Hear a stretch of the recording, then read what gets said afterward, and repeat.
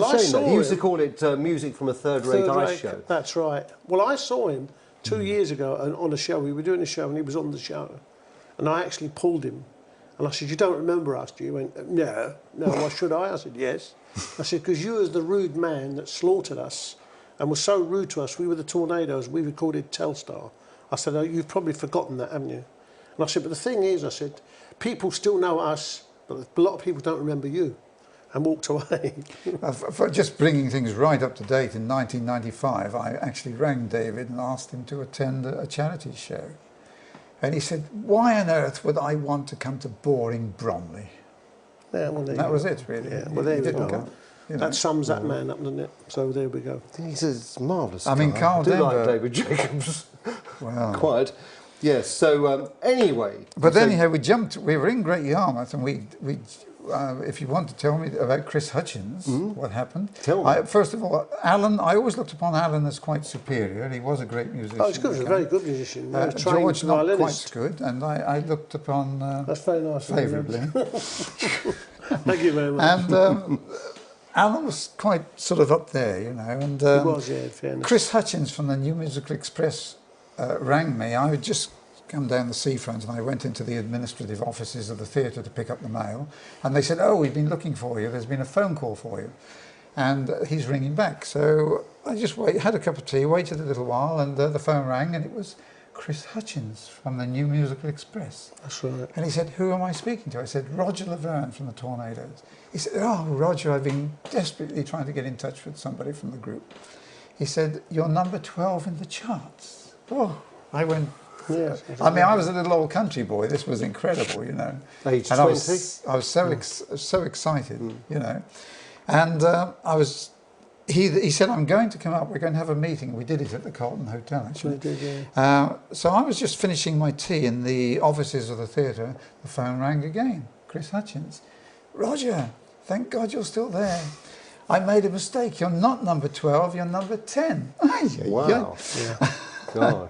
And then I just wanted to find the boys to come to the theatre, because we all split up during the day. That's right. And the first one I came across was Alan Cattini. Alan Cattini, yeah. And I was all bubbling, you know, guess what, Alan? Guess what? We're number 10 in a hit parade. He went, so what? Yeah, and he, yeah.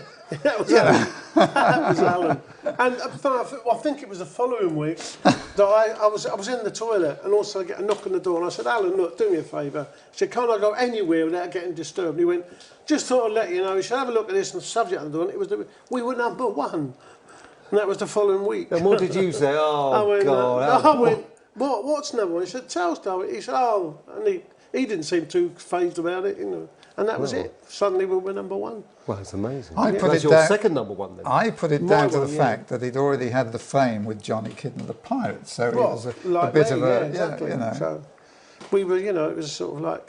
But I mean, coming from the country as I did, it was the biggest, nicest thing to happen, you know. It was like winning the lottery or winning the pools or something, you know, really. And it could have been. It could have been. But what did other people say? People say, God, you're number 1. How did you get that incredible sound?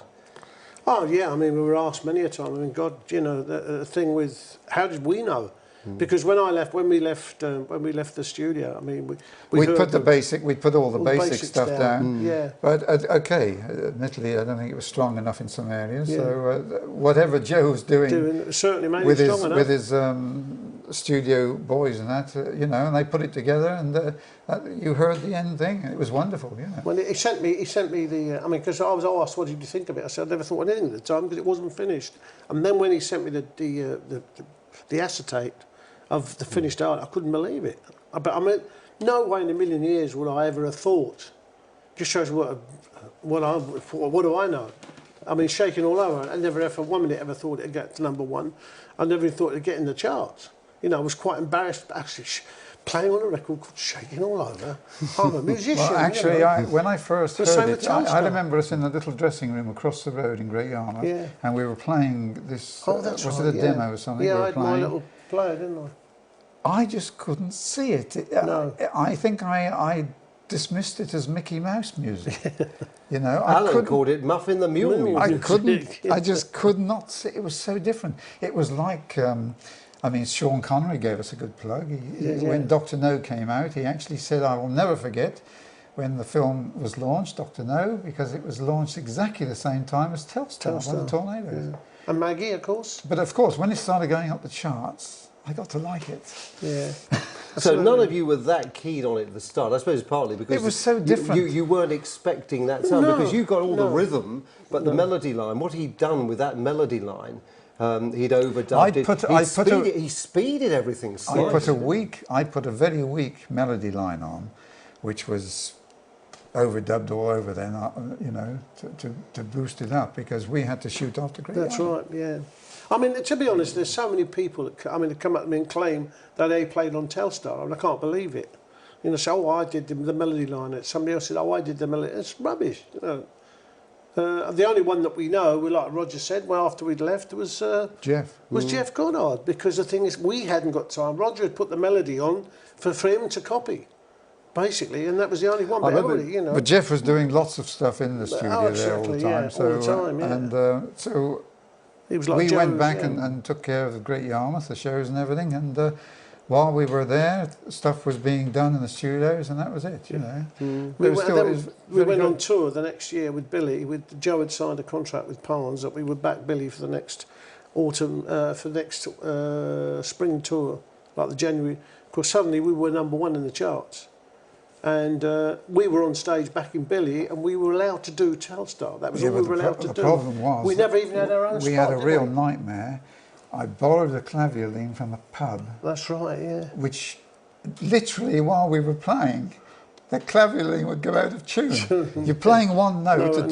You can't go wrong. It's one note. Yeah. And it'll suddenly go, it's monophonic, isn't it? And it goes completely out of tune with the 3 guitars then. But you all had to tune up to the claviolin. We did. We did. Start with, but in the afternoon, yes, we all tuned up. And you were saying that Larry Parnes, you told me this previously, Larry Parnes decided, well, we don't want a claviolin anymore, we'll have a concertina, wasn't it? It was a great big accordion. Remember that one? Yeah, oh God, yeah. That would have been terrible. It was I hated brain that thing. box, he was. From Jennings in Charing Cross Road. There was a lot of arguing, I understand, between Joe and Larry. They couldn't really hit it off as well. I mean, this is the reason we never went to America.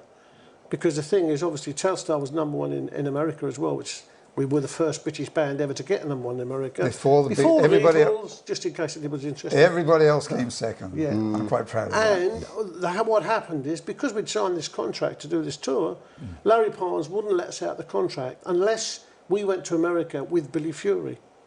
Billy who? Yeah, exactly. Well, this is what they thought. I mean, as much as I admired Billy and I loved working with Billy, and I always thought he was probably one of the finest rock and roll singers of his time, they didn't know Billy Fury in America. So we never went because Hines and Joe couldn't, not Hines, Larry Parnes and Joe couldn't get their act together. So we never went to the States. Still, you did a 13-day tour of Ireland, didn't you? Yes, we certainly did, yeah.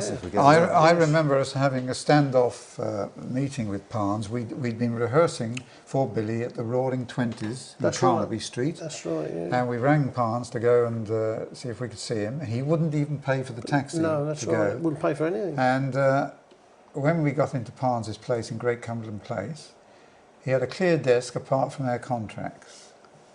And really, he shot us down in flames. You know, it was either do as he says or... Well, yeah, so this was the thing, you see, when Joe decided to sign with Parnes as co-managers, I told the guys, because I'd had dealings with Parnes in the late 50s, when I was doing the Larry Parnes rock and roll shows. Oh. And I said to them, whatever you do, don't sign anything. Because I know what Parnes is going to do, I know what he's going to offer us, so just refuse. And it was the old bit, if you don't sign the contracts, we'll get a different band in. And I said, no way, because I think people then knew who the Tornadoes were. I mean, I knew enough press people to go at the press and say, listen, this is what's happened. So I didn't, but unfortunately, George, again, was one of the protagonists, decided, oh, we better sign, otherwise we'll lose the job. And I don't know if you know this, but I didn't sign the contract, and I was getting over £100 a week. 100? Then, you told me it was. Yeah. You told me it was about £5 more than the others. No, I was getting £100 a week. Oh, you didn't even tell me that. Then. No, I was getting £100 a week. You were coy because with the thing is, I refused to sign the contract.